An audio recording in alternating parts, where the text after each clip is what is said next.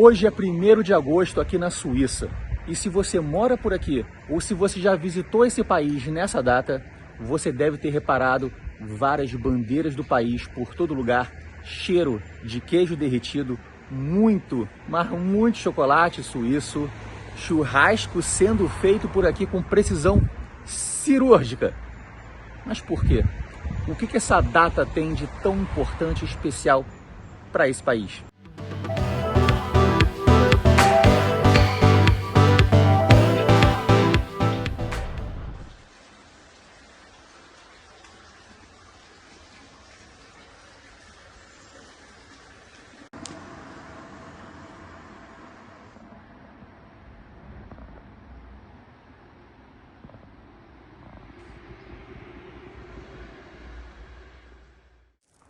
E você sabe o que nós estamos comemorando no dia de hoje? Você sabe o porquê que essa data é tão importante para esse país? Por que afinal a Suíça ela é conhecida pelo símbolo CH? Você sabe o que significa esse símbolo? Eu vou aproveitar esse vídeo nessa data para explicar algumas curiosidades que eu considero bem interessantes sobre o país. E essa é uma data muito importante, não só para todos os moradores desse lindo país que é a Suíça, mas também para todo um contexto histórico que se passou há mais de 1000 anos aqui na Europa.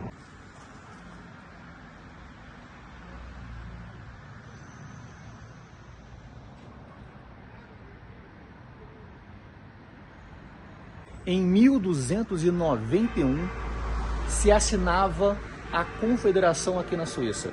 A Suíça, ela surgia como um país. E isso aconteceu no dia 1º de agosto de 1291. Ou seja, hoje, exatamente hoje, a Suíça faz 734 anos. É um país relativamente jovem em questões europeias, mas tem um significado extremamente importante e de libertação para o povo que residia, que morava aqui e queria sua independência. Como vários outros países nesse mesmo período também proclamaram, também tiveram vários pactos, revoluções, crises, até guerras, em busca da sua independência. E a Suíça então se torna uma confederação. E ela começou a partir de 3 cantões aqui na Suíça. Como vocês já sabem, os cantões aqui na Suíça, eles são os estados. 3 cantões iniciaram esse pacto e criaram a confederação.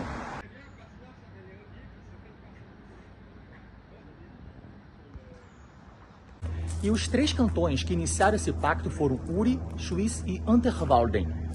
Eles se juntaram porque uma família imperial de Habsburgo, eles queriam meter o bedelho aqui nas terras e no território desses cantões, dessas comunidades. Essas comunidades, nessa época, esses cantões, não eram nem considerados cantões, eram considerados terras distantes ali, né? Que faziam fronteiras umas com as outras, e eles se reuniram para se proteger contra essa família imperial do Habsburgo, que queria meter, de fato, o bedelho aqui, queria tomar essa terra aqui na Suíça e fazer parte, né, e tomar conta de tudo. Então esses 3 cantões, eles se uniram para proteger e para defender as suas terras. Aí você fica pensando, o pessoal dos outros cantões, das outras partes da Suíça, lembra que a Suíça não era um país, então não era confederados, então eram vários distritos separados em vários lugares dessa grande região que hoje é considerada a Suíça. Então não existia esse país, não existia um território demarcado, uma geografia demarcada aqui. Então eram somente 3 povos, 3 sociedades pequenas que se uniram para enfrentar essa grande família. Só que ainda assim era um grupo pequeno e eles precisavam formar mais parcerias, mais alianças para defender esse território. E com isso, vários outros cantões foram se unindo a esses 3 iniciais. Isso há 734 anos atrás. E com o passar do tempo, outros cantões foram fazendo parte.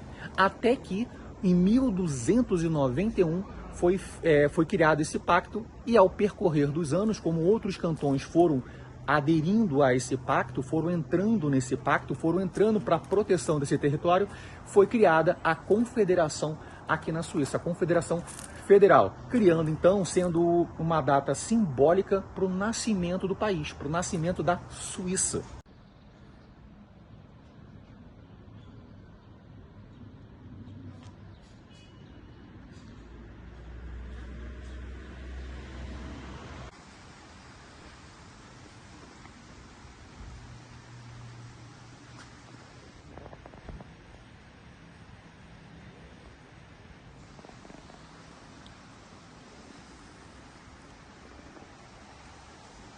Um fato curioso é que a Suíça ela é representada por uma sigla, CH.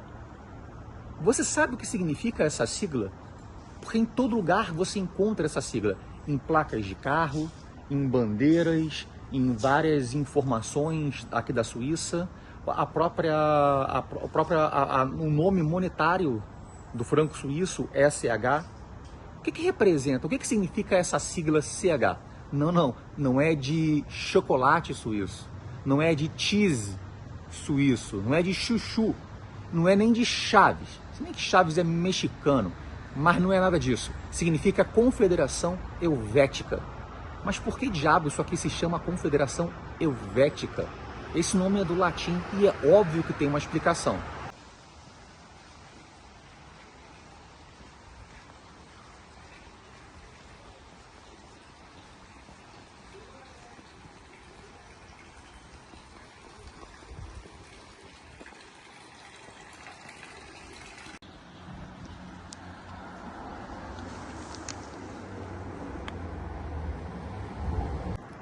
E o que significa então? Por que é considerado uma confederação helvética? Bem, helvética pelos povos helvécios, que viviam aqui antes é um povo celta que vivia aqui antes dos romanos. Então assim, mais de 1000, mais de 2000, quase 3000 anos atrás, o povo helvécio já vivia por aqui.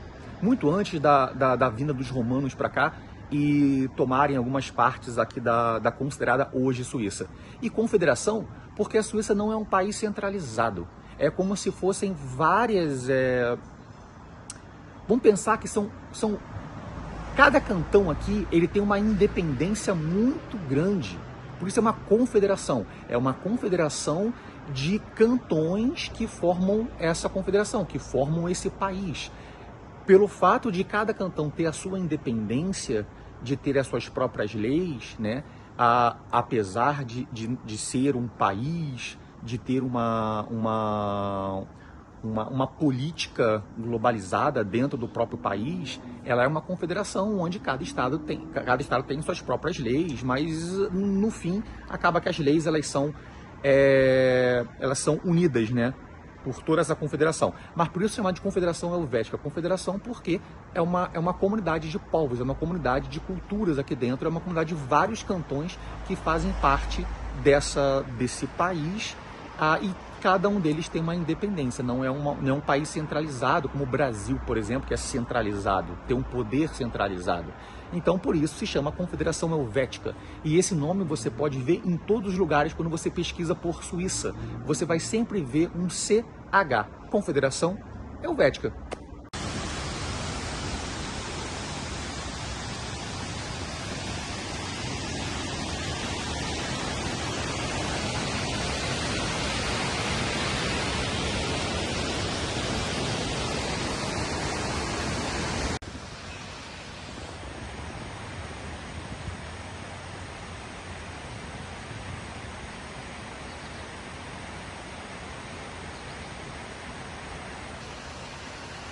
Então, voltando aqui para o 1º de agosto na Suíça, como é que os suíços celebram por aqui? Aqui a Suíça celebra com várias festividades locais. Então tem várias comunidades, tem vários cantões, várias cidades que fazem festas, que fazem apresentações, que fazem desfiles. Então, por exemplo, eu passei agora vindo para cá, tá bem cedo ainda, tá bem cedinho ainda, mas vindo para cá eu vi uma representante do exército, polícia, do escoteirismo, bombeiros e outras pessoas que eu não identifiquei o uniforme. e eles vão fazer algum tipo de evento, vão participar de alguma cerimônia mais ali. Eu filmei eles, eu vou mostrar para vocês aqui, mas eu não fiquei para a cerimônia. Mas então eles têm várias formas de comemoração. Várias cidades fazem eventos diferentes. Eu tô aqui numa igreja, por exemplo. Essa igreja fica no alto de Montreux. E não sei se vocês estão vendo ali atrás de mim, tem algumas pessoas colocando banquinhos, formando uma estrutura de barraquinha, porque aqui nessa igreja vai ter um grande almoço, uma grande festa, uma grande confraternização para comemorar o 1º de agosto. E aqui é um dia em que à noite eles soltam fogos de artifício. Não é muito permitido isso aqui na Suíça, tanto que no Réveillon não existe muito fogos de artifício por aqui, mas no 1º de agosto, à noite, você vai ver fogos de artifício por todo o país, porque eles gostam muito dessa... Na verdade, eles não gostam muito não, mas algumas pessoas comemoram com fogos de artifício aqui. Então, com fogos de artifício, com comida, muita comida típica, bebida típica, enfim, é uma confraternização, uma festa onde várias pessoas se reúnem e se juntam para comemorar o 1º de agosto aqui na Suíça.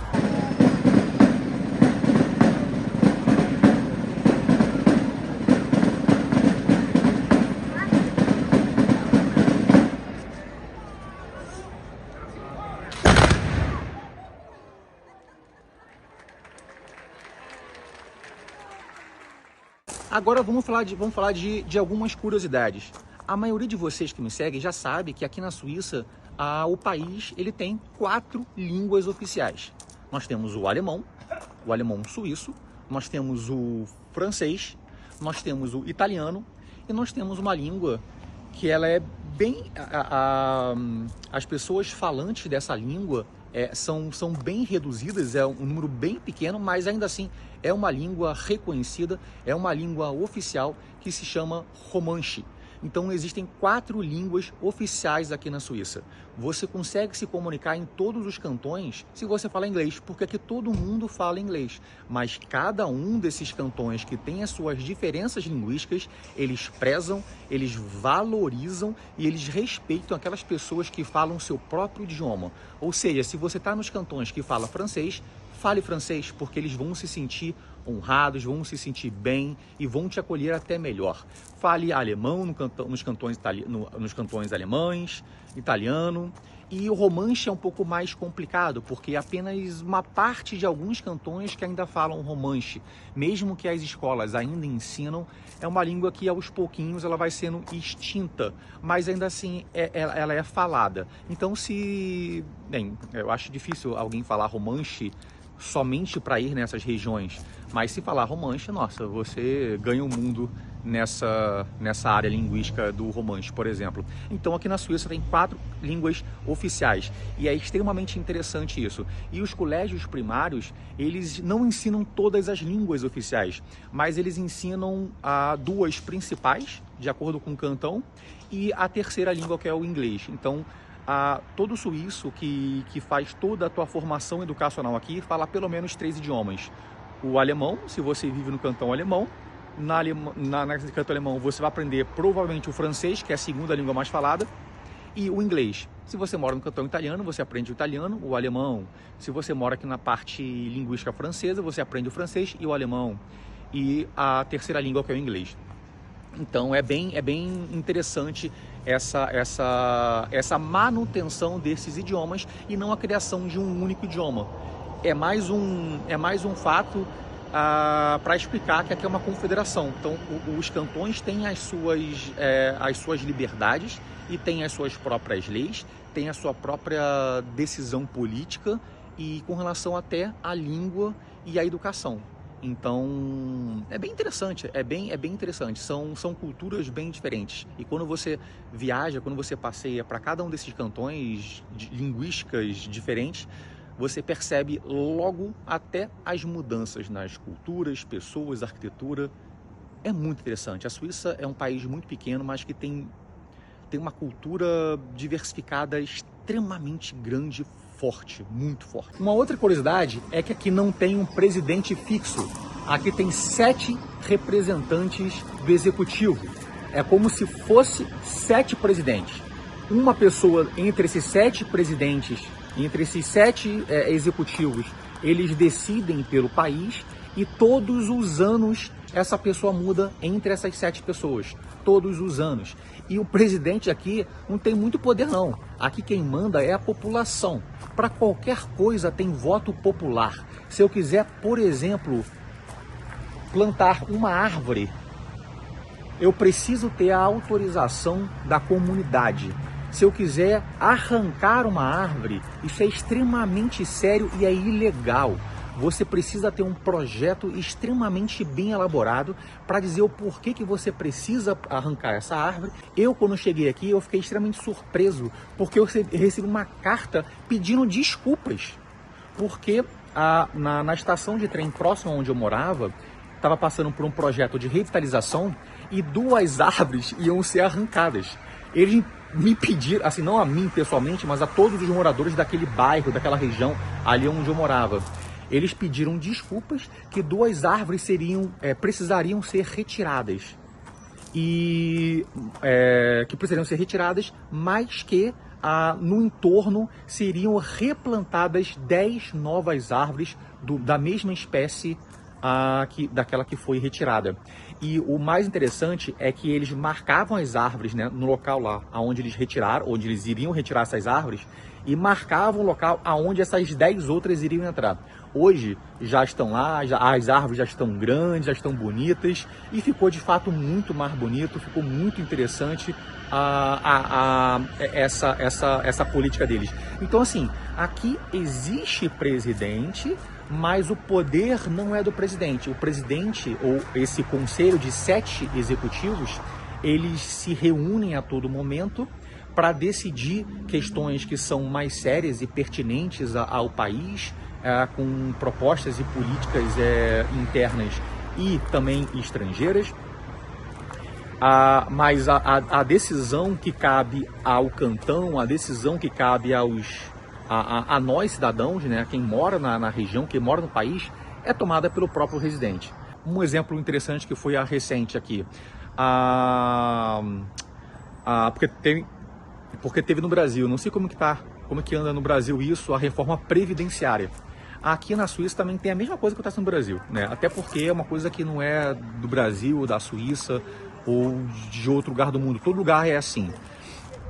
A maioria dos países funciona da mesma forma. Então, tem que ter uma reforma previdenciária para que, quando a gente se aposente, a gente tenha uma condição financeira de continuar vivendo naquele país. Na Suíça é igual.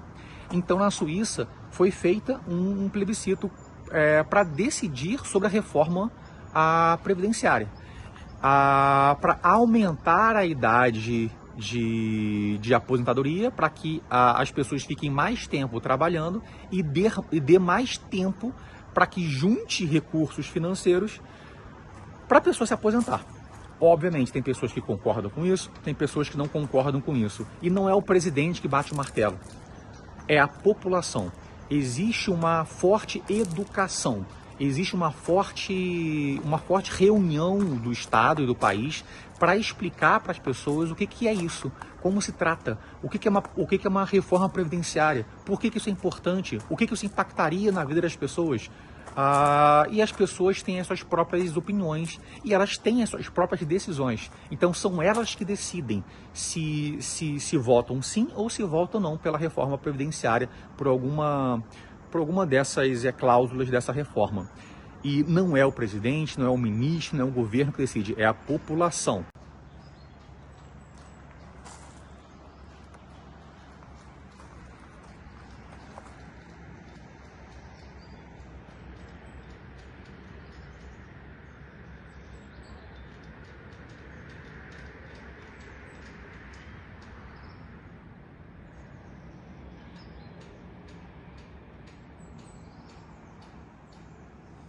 Muitos de vocês, acredito que já saibam, a Suíça é um país extremamente neutro com relação a decisões mundiais. ela não entra em guerra, não participa de nenhum tipo de guerra, não entra em defesa de nenhum tipo de guerra, nada. Ela é um país neutro. Isso acontece desde 1815. Então já tem mais de 2 séculos aí que a Suíça ela não entra em nenhum tipo de confusão. E mesmo há mais de 200 anos sendo um país neutro, não entrando em conflitos, não entrando em guerras, é um país totalmente pacífico. Mesmo assim, o exército aqui é obrigatório.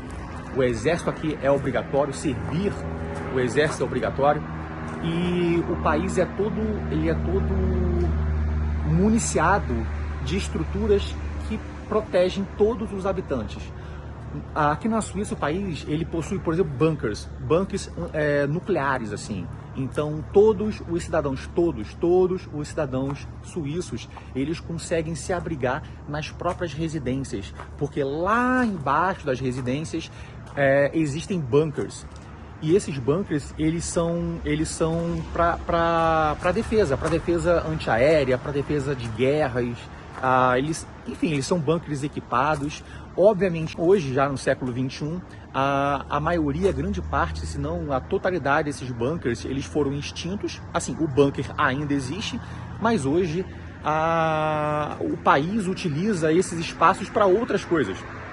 Nos prédios, por exemplo, nos prédios residenciais, esses espaços são usados para cada morador do prédio tem uma fração, um percentual, uma parte desse bunker, que você pode colocar as suas tralhas lá, os seus, enfim, as coisas que você não usa. É um espaço que faz parte, como se fosse um grande armário, né? Uma garagem, assim, que você pode colocar tudo que você quiser ali. Mas é um bunker, as portas são portas de 1 metro de espessura, de aço. Você fica muito abaixo da terra.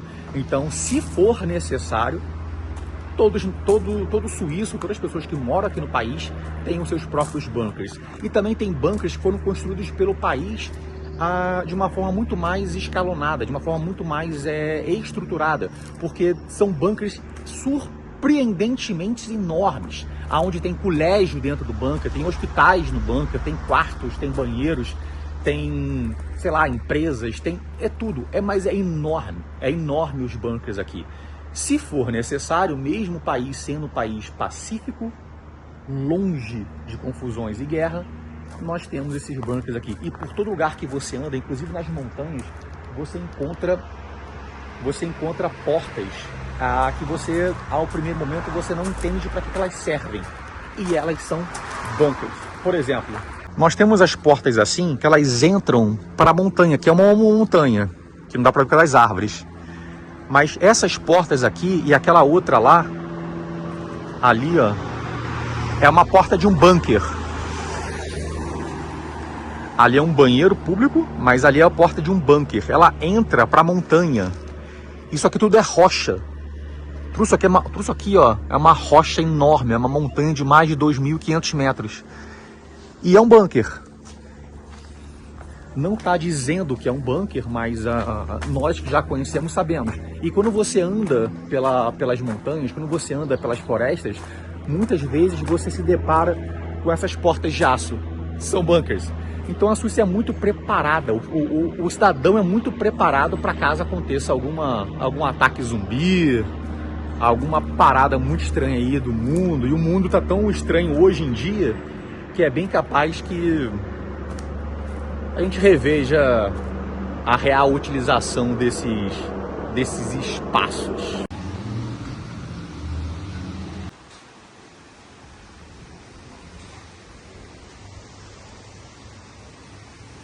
E agora, no finalzinho do vídeo, vamos fazer um quiz. Vamos ver qual é o conhecimento que vocês têm com relação à Suíça. Pergunta número 1. Qual é o idioma mais falado aqui na Suíça? O alemão. O alemão é falado por mais de 60% das pessoas aqui na Suíça. A região linguística alemã é a maior que tem aqui. Em seguida vem a Suíça com 20 e poucos por cento. Depois aí tá a região italiana, a área linguística francesa com 20 e poucos por cento. A região linguística italiana com, não lembro agora o percentual, mas acho que são 8%.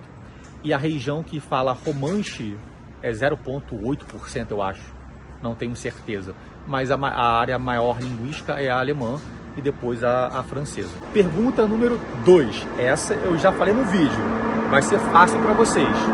O que significa o CH, que é inscrito normalmente em várias bandeiras no cifrão monetário daqui da Suíça, em placas dos carros, tudo aqui na Suíça tem muito esse CH. O que significa o CH? Nós já conversamos sobre isso. Confederação Helvética. E esse decreto, né, esse tratado, esse pacto da Confederação Helvética foi assinado em 1291 por 3 cantões.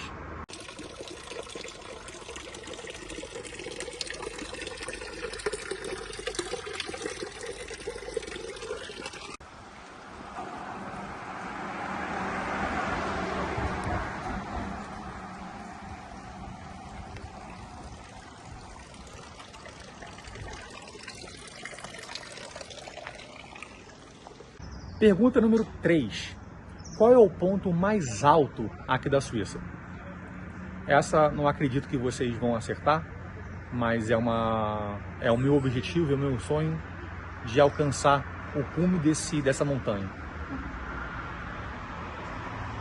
O ponto mais alto aqui da Suíça tem 4.364 metros. É o ponto do For. É o pico mais alto aqui da Suíça, na grande cordilheira conhecida como Monte Rosa. E eu tenho uma paixão muito grande por esse pico, por essa montanha. Inclusive os livros que eu estou escrevendo, né, eu estou no 4º livro já, o objetivo do protagonista é alcançar o Pont du Fort, né, essa parte mais alta, esse pico mais alto aqui da Suíça. Um dia eu vou conseguir, um dia eu vou alcançar esse pico, Mont du Fort, da Cordilheira do Monte Rosa. Pergunta número 4. A Suíça tem um presidente? Quem é esse presidente?